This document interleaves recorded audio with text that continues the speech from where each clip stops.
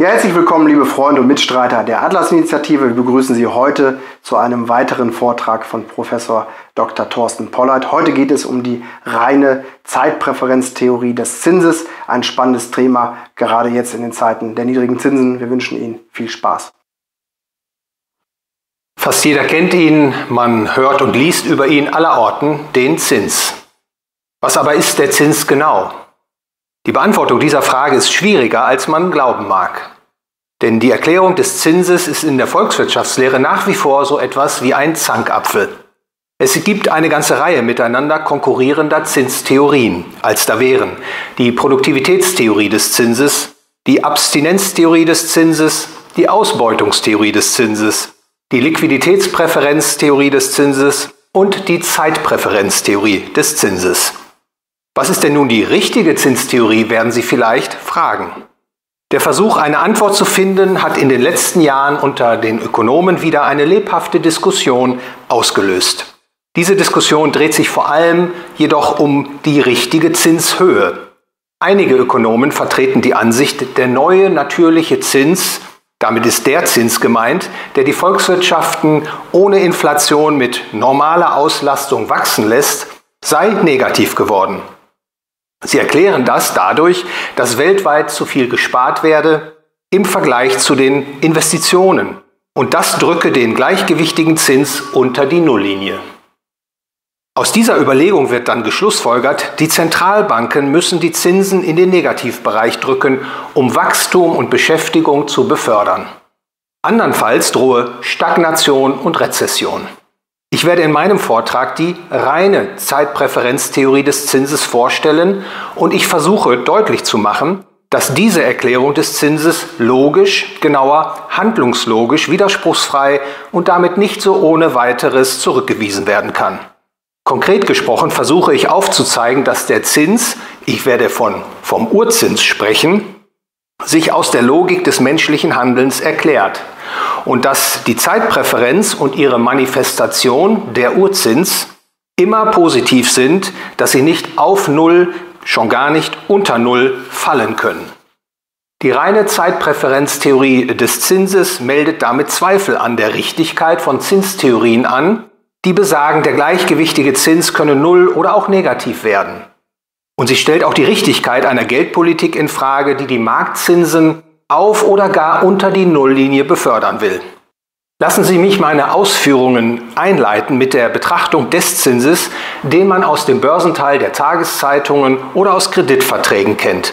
Bei ihm handelt es sich um den Nominalzins. Er setzt sich aus einigen Elementen zusammen. Im einfachsten Fall enthält der Nominalzins eine reine Zeitpräferenzrate, die man auch als Urzins bezeichnet.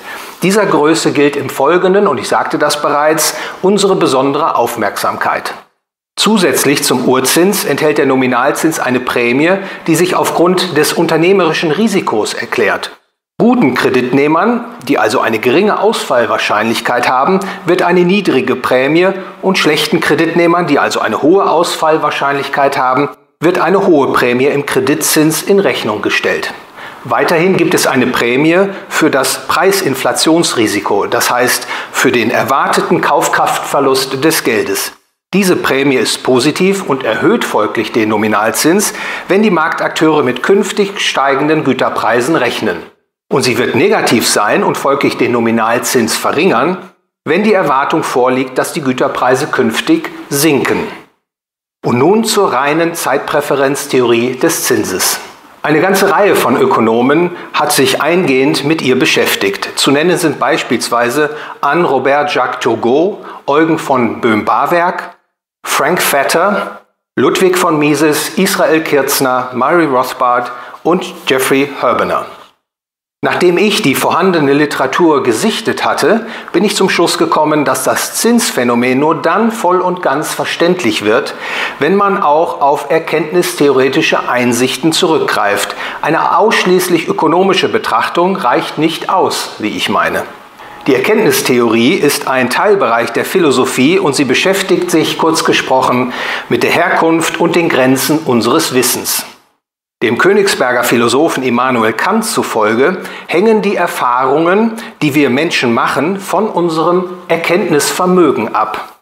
Die Gegenstände unserer Erfahrung müssen sich, so Kant, nach unserem Erkenntnisvermögen richten, wenn sie Gegenstände unserer Erfahrung sein sollen. Wir Menschen schreiben sozusagen den Gegenständen unserer Erfahrung gewisse Eigenschaften vor. Wir machen Erfahrungen unter den Bedingungen unseres Erkenntnisvermögens.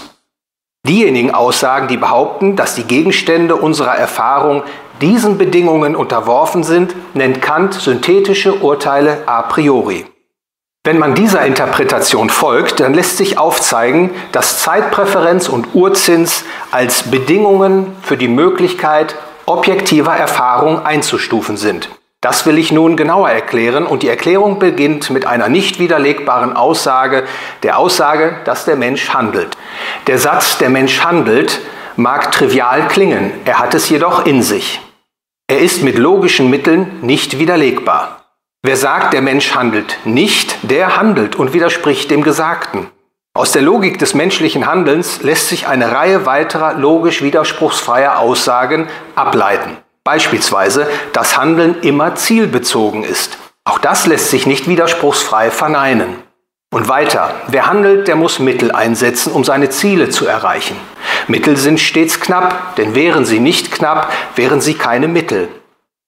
Weil Mittel knapp sind, wertet der Handelnde notwendigerweise einen größeren Gütervorrat höher als einen kleineren Gütervorrat.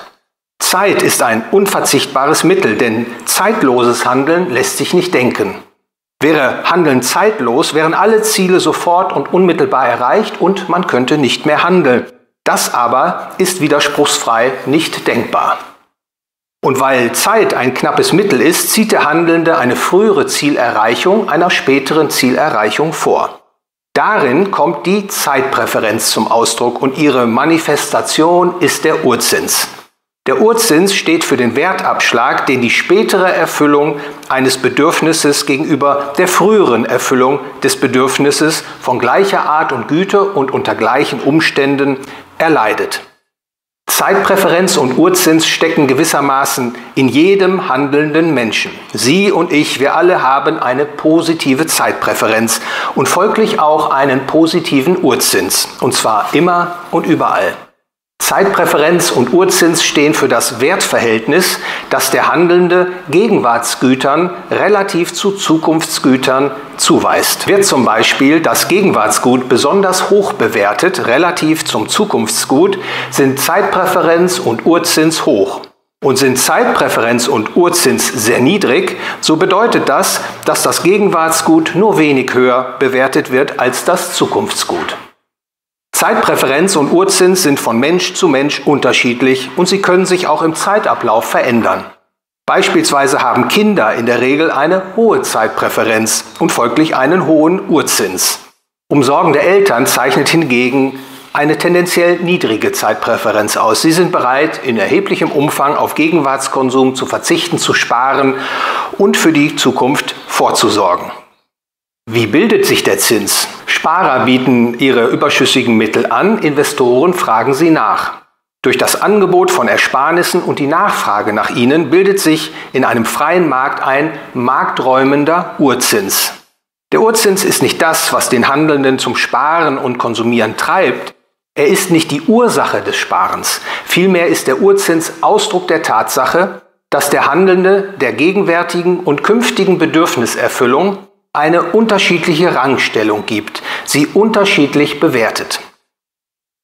Nun zu einer weiteren wichtigen Einsicht. Zeitpräferenz und Urzins der Handelnden können nicht null oder negativ werden. Sie lassen sich aus dem Werten und Handeln der Menschen aus logischen Gründen nicht wegdenken.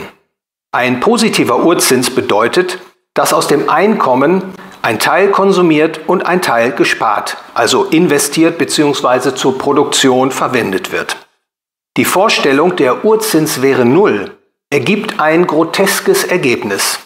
Denn das hieße, dass für den Handelnden nur noch mehr ist besser als weniger zählt und dass das Kalkül früher ist besser als später keinerlei Bedeutung mehr für ihn hat.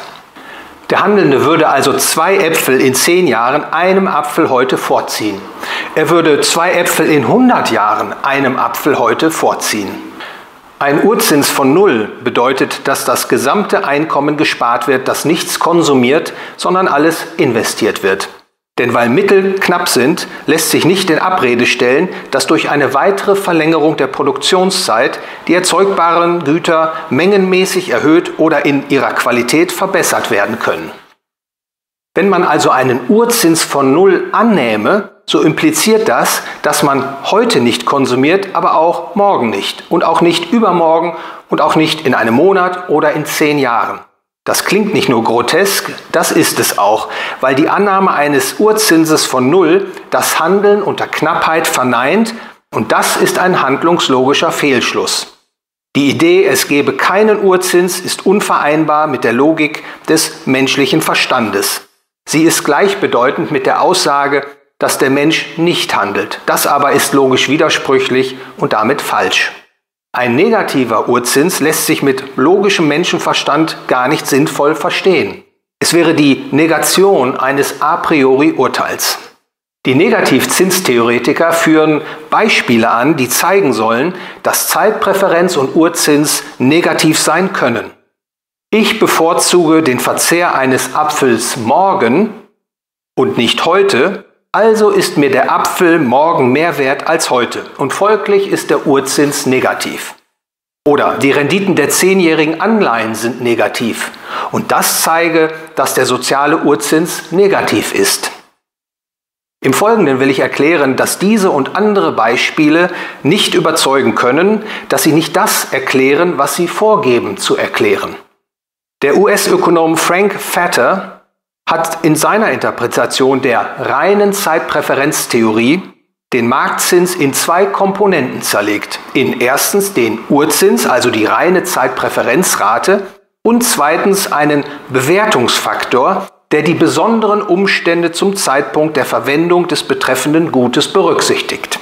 Warum ist diese Zerlegung des Zinses bedeutsam? Sie ist deshalb bedeutsam, weil es einen kategorischen Unterschied macht, ob beim Tausch Gegenwartsgut gegen Zukunftsgut, man spricht auch vom intertemporalen Tausch, Sachgüter oder Geld verwendet werden. Betrachten wir zunächst den intertemporalen Tausch von Sachgütern. Das Gegenwartsgut wird gegen das Zukunftsgut getauscht. Ein positiver Urzins bedeutet hier, dass der Handelnde bereit ist, eine geringere Menge des Gegenwartsgutes gegen eine höhere Menge des Zukunftsgutes einzutauschen. Ich bin bereit, heute auf 95 Äpfel zu verzichten, wenn ich dafür in einem Jahr 100 Äpfel gleicher Art und Güte erhalte.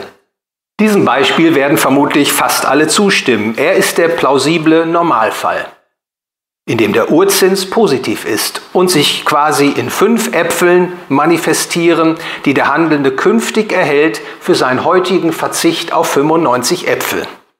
Wie aber ist der folgende Fall zu behandeln? Er lautet: Ich bin bereit, 110 Äpfel heute gegen 100 Äpfel in einem Jahr einzutauschen.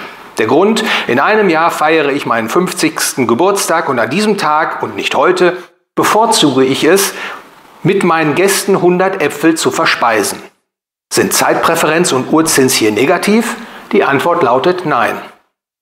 Neben meinem immer und überall positiven Urzins ist in diesem Beispiel ein zweites Bewertungselement beigemischt, und zwar die besonderen Umstände, unter denen das künftige Handeln im Vergleich zu den gegenwärtig vorherrschenden Umständen stattfindet. Die besonderen Umstände, die in einem Jahr vorherrschen, haben für mich zweifelsohne einen Wert. In diesem Beispiel beziffert er sich auf 10 Äpfel, denn ich bin bereit, heute auf 110 Äpfel zu verzichten, im Tausch gegen 100 Äpfel in einem Jahr. Mein positiver Urzins zeigt sich darin, dass ich heute auf 95 Äpfel zu verzichten bereit bin, im Tausch gegen 100 Äpfel in einem Jahr. Er kommt also in den 5 Äpfeln zum Ausdruck, die ich verlange, damit ich heute auf 95 Äpfel verzichte, im Tausch gegen 100 Äpfel in einem Jahr. Zeitpräferenz und Urzins sind also auch in diesem Beispiel positiv. Soweit so gut. Ändert sich etwas in einer Geldwirtschaft? In einer Geldwirtschaft wird ein allgemein akzeptiertes Tauschmittel verwendet. Warenkäufe und Verkäufe werden durch Zwischenschaltung des Geldes abgewickelt. Das gilt sowohl für Tauschakte, die in der Gegenwart stattfinden, als auch für Tauschakte, bei denen Gegenwartsgüter gegen Zukunftsgüter getauscht werden. Wie zum Beispiel der Tausch von einem Euro heute gegen 1,05 Euro in einem Jahr. Frage: Würden Sie 1 Euro heute gegen 0,95 Euro in einem Jahr eintauschen? Würden Sie also 1 Euro, über den Sie heute verfügen, geringer bewerten als 0,95 Euro, die Sie erst in einem Jahr erhalten? Vermutlich nicht, wenn Sie bei Sinnen sind. Denn Sie würden künftig mehr Geld haben, wenn Sie diesen Tausch nicht machen. Und nicht nur Sie, sondern auch vermutlich viele andere werden einen solchen Tausch ausschlagen.